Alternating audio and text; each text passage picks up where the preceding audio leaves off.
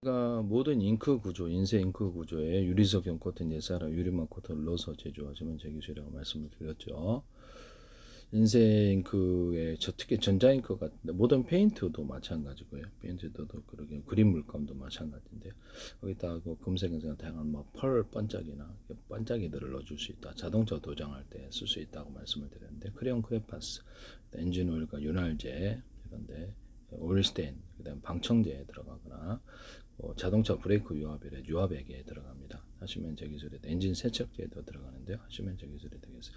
합성섬유 실 같은 데에 들어가거나 합성섬유 실에다가 금속 분말, 텅스텐 분말이나 이게 꽈가지고 방탄 구조로 들어갈 수 있다고 아람이드죠. 그래서 이런 것은 금속 분말을 넣는 기술은 카본 소재에 들어가거나 카본의 뼈대를 넣어주거나 이런데 금속 뼈대나 금속 분말 이렇게 합성섬유 나일론 뼈대나 분말 이렇게 여러 가지가 이렇게 이런 식으로 들어간다는 거죠. 금속 제조, 플라스틱 고무할 때도 같은 소재로 뼈대를 가로세로 넣어주는 거든 정형제이거나 비정형 또는 분말을 넣어주는데 알갱이를 넣어주는 기술을 사용하시면 제 기술인데요. 일단 합수촉 플라스틱에다가 플라스틱 금속을 넣어주는 이런 기술 이런 데다가도 미세한 금속을 넣어주거나 반짝이를 넣어줄 수도 있습니다. 그래서 시원하게 한다는 거죠. 금속 선을 넣어주거나 오목헌음을 봐주거나 이게 모든 프로펠러 구조가 다 되는데요.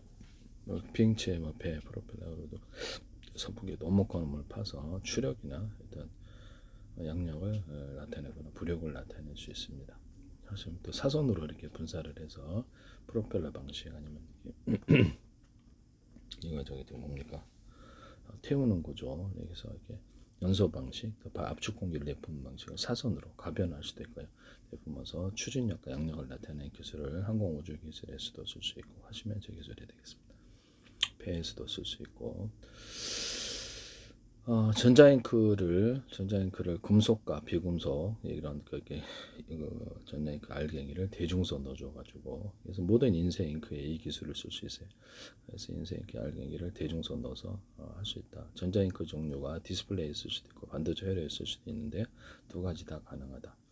이 기술을 쓰시고 거기다 유리석용 코팅 대사로 유리막 코팅제를 넣어서 제조하시면 전기선 피복처럼 적용해서 굉장히 나노 수준까지도 가능할 수도 있다라고 저는 생각이 들거든요. 범용 반도체는 대체할 수 있지 않을까라고 생각하고 있습니다.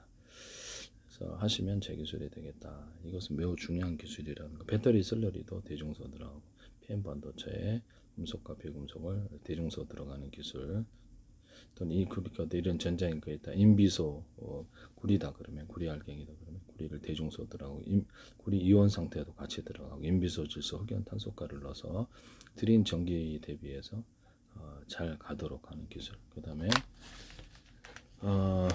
중간중간 나노 수준으로 갈 때 여기다 금속을 약간 두텁게 넣어주면은 그래서 여기가 좀 여기 양을 많게 주고 적게 주고 망을 많게 적게 주고 이런 식으로도 가능합니다. 이런 식으로 회로를 구현할 때 그래서 중폭 구조로 가서 이렇게 대중소로 이렇게 들어갈 수도 있고요. 대중소 이렇게 이런 식으로 들어가고 이런 식으로 가가지고도 할 수 있다라는 것을 말씀을 드립니다. 금속 부분이다 그러면 이쪽은 양을 적게 주고 이거는 이게 스위칭 걸어주고요. 여기는 이제 산화막 같은 걸 해서 문턱전압 같은 걸 만들어가지고 일정 전류 이상 넣어주면 여기서 건너서 이쪽으로 가는 기술을 쓸 수도 있어요. 스위칭으로 금속 같은 거 다 돼요. 금속 종류에 상관없이 구리다 그러면 이쪽 그냥 구리만 넣어주고 구리를 인비소, 질소, 흑연, 탄소가루를 여기는 대중선 넣어주고 연고자석이나 자철석에 들어갈 수도 있어요. 움직이는 전기장으로 자기장을 건드려 전류를 중폭하거나 생산하는 구조로도 들어갈 수 있는데 금속 같은 거로도 얇은 작은 놈, 중간 놈, 큰 놈, 얇은 놈, 중간 두께 놈, 큰 두께 놈 이쪽으로 한 방향으로 전기의 열 냉기가 흐르게 되는데요. 트랜지스터나 카페시터, 다이오드로 사용할 수 있어요. 그래서 교류를 건매게 돼 전압에 걸려가지고 직류로 바꾸는 장치로도 사용할 수 있고요. 반도체에서 이런 금속 구조로 나노 단위로도 돼요. 그래서 가지고 이렇게 트랜지스터 중폭 구조로 들어갈 수도 있다라는 것을 PM 반도체 원리죠. 여기는 구리, 인비소, 질소, 흑연, 탄소 거래를 드레인이다 그럼 많이 주고 이게 소스는 적게 주고 양을 그래서 PN 반도체 안에서도 N쪽이라 같은 N쪽이라 여기는 양을 적게 주고 많이 적고 적게 이런 식으로 차이를 만들어 전인차를 만들어서 전기를 가두는 기술인데 플레인 어떤 이렇게 플로팅 게이트에서도 이거 쓸 수 있어요. N쪽 그다음에 N 마이너스 쪽에서 농도를 적게 하고 N 플러스는 많이 하고 드레인 쪽은 더 많이 하고 이런 식으로 해서 전기를 게이트를 통해 전구하면서 옮기는 기술도 쓸 수 있습니다. P 쪽은 아예 적게 주고 이런 식으로 똑같은 금속이라 할지라도 굴이 하나하다. 알루미늄 되다가 니켈 되다가 다 되는데 이것은 사이즈를 2사이즈 이상 대중소 들어가고 인비소질 석연탄소가루 화합물로 넣어줄 수도 있고 같이 분포되게 놔둘 수도 있고 사이즈 그것도 다 사이즈를 틀리게 들어가요. 비금속이나 금속이나 PM 반도체에 사용할 수 있습니다. 하시면 제 기술이 되겠습니다. 이게 이제 매우 중요하다라는 거죠. 그리고 이제 이게 그 전자잉크 만들 때부터 유리석연 코튼 예산을 유리만 걸러서 퍼팅 구조를 좀 들어갈 수 있다. 남의 기술을 무단으로 사용하지 말자.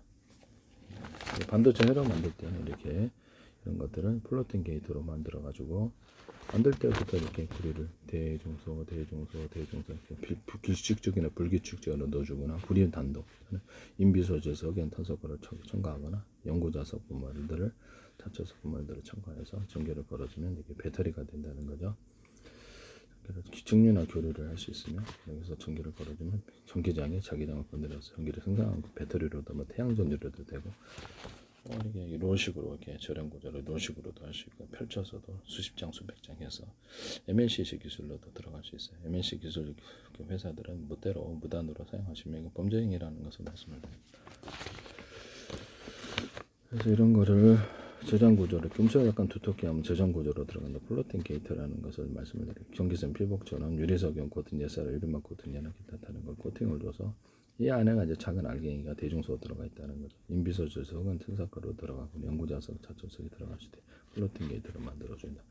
여기서 수십 쪽 가로 세로 높이로 잡혀 수십 쪽에 수백 쪽에 해가지고 경기가 있느냐 없느냐에 따라 전기 저장 구조로 이렇게 1과 0으로 한다는 거죠. 자, 사이즈를 따라 대중소에서 금속을 두껍게 만들면 그 플로팅 게이트가 된다. 좀 더 전기가 많이 충전된다는 게 이론이고요. 1시 100, 1000만, 10만, 100만, 1000만, 01, 2, 3, 4, 5, 6, 7, 8, 90 이렇게 할 수도 있다. 그 다음에 기술을 무단으로 사용했습니다.